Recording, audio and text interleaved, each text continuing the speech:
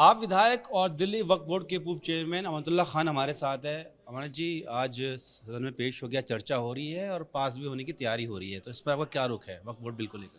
अब देखिए, तानाशाही है। वक्फ ज़मीनों को कब्ज़ा ये करने जा रहे हैं आने वाले वक्त में।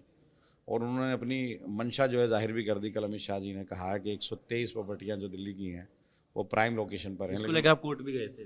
कोर्ट भी गए थे। कोर्ट ने माना कि ये सारी जो भाई वो तो सर्वे हुआ है ना उसका, तो वो 123 प्रॉपर्टियाँ क्या हैं बताएं तो सही। वो मस्जिद हैं, कब्रिस्तान हैं, दरगाह हैं, क्या हैं वो?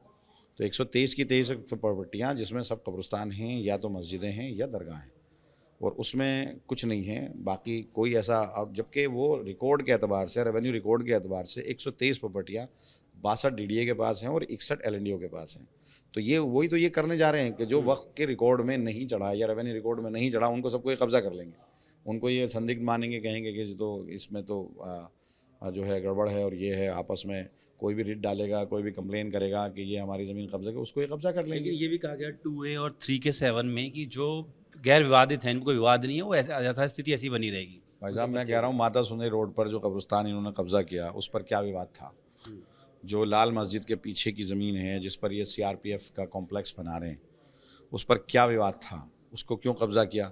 सिर्फ यही तो था कि वक्फ रेवेन्यू में, वो वक्फ रिकॉर्ड में नहीं था, इनके पास ताकत थी, उस ताकत का मिसयूज़ किया, इस्तेमाल किया और ले ली। और ये जो ये कहते हैं कि ट्रिब्यूनल के अंदर सिर्फ केस चलेगा, तो ये 123 प्रॉपर्टी का केस तो हाई कोर्ट में चला। अगर ये कह रहे हैं तो गलत कह रहे हैं कि सिर्फ ट्रिब्यूनल में है। मर्जी है, हाई कोर्ट भी जा सकता है, सुप्रीम कोर्ट भी जा। बहुत सारे केसेस हाई कोर्ट में चल रहे हैं, बहुत सारे केसेस जो है सुप्रीम कोर्ट में चल रहे हैं, बहुत सारे ट्रिब्यूनल में चल रहे हैं। और ये कहते हैं कि दो महिला नहीं रह सकती। अब से पहले मैं खुद दिल्ली वक्फ बोर्ड का चेयरमैन रहा हूँ, 2 महिलाएं रही हैं, हमेशा 2 महिलाएं रही हैं। एक शिया कोटे से थीं और एक जो है सोशल वर्कर थीं, जो दोनों महिलाएं रहीं। और ये पहले से हैं कि 7 मेंबर होंगे, 7 में से 2 होंगे, 4 इलेक्टेड होंगे। तो अमन भाई, मैं यही पूछने वाला हूँ कि क्या बदल जाएगा इसके बाद? कौन से बिंदुओं पे आपको दिक्कतें हैं, आपत्तियां हैं? और बदलाव देखिए, क्या वक्फ मैनेजमेंट कमेटी, वक्फ जो है ये ऑटोनोमस बॉडी है। आएगा? अब इसके अंदर क्लोज था कि मुस्लिम मेंबर होंगे। जैसे 7 मेंबर का है कि एक मुस्लिम एमएलए, अगर एमएलए हैं तो मुस्लिम एमएलए, एमपी है तो मुस्लिम एमपी, सरकारी अफसर है तो मुस्लिम सरकारी अफसर, मुतवल्ली मुस्लिम मुतवल्ली, और जो सोशल वर्कर है वो मुस्लिम है, एक सुन्नी आलिम, एक शिया आलिम। तो ये 7 मेंबर थे, जो 4 इलेक्टेड थे और 3 नॉमिनेटेड थे। फिर इसमें से जो चुनकर आता था उसका ये इलेक्शन होता था, लेकिन मुस्लिम लफ्ज़ था। मैं ये कहना चाहता हूँ कि वक्फ बोर्ड के अंदर गैर मुस्लिम का क्या मतलब है, जबकि वो वहाँ तो कब्रिस्तान है। कह रहे ट्रांसपेरेंसी आएगी उससे। क्यों कब्रिस्तान में ये क्यों घुसना चाहते हैं? मंदिर के अंदर हमें बनाएंगे?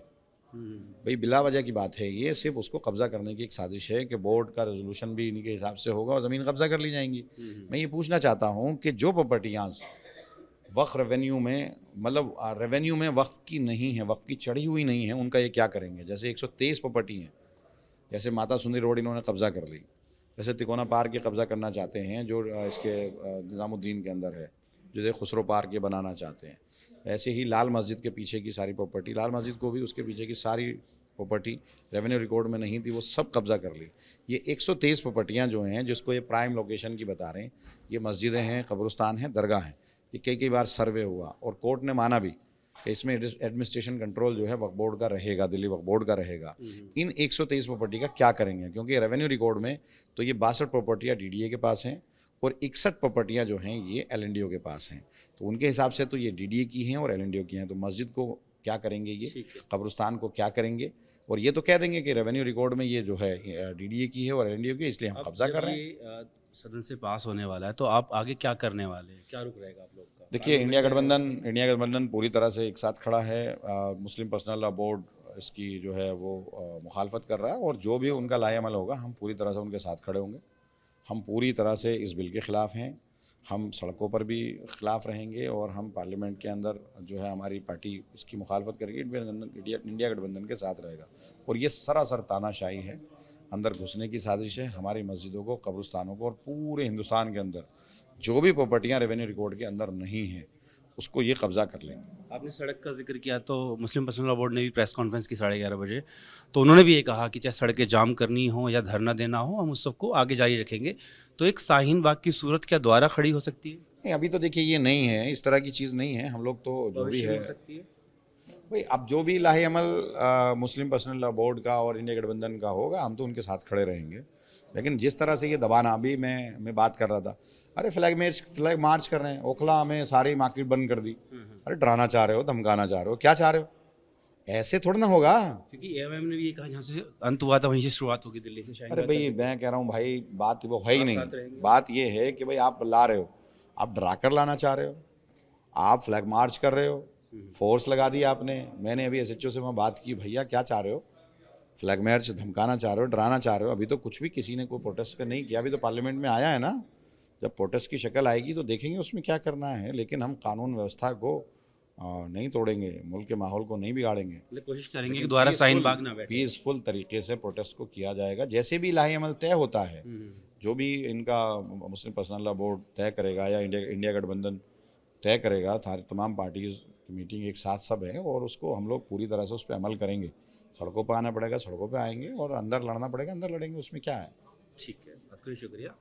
तो साफ तौर पर कहना है कि इसका विरोध करेंगे, चाहे सड़क पे आना पड़े, जो भी रास्ता होगा उसको अख्तियार किया जाएगा। लेकिन फिलहाल साफ तौर पर कह रहे हैं कि ये बिल लाना एक तरीके की तानाशाही है। वीडियो जर्नलिस्ट राजू यादव के साथ जितेंद्र भाटी, में भतश, दिल्ली।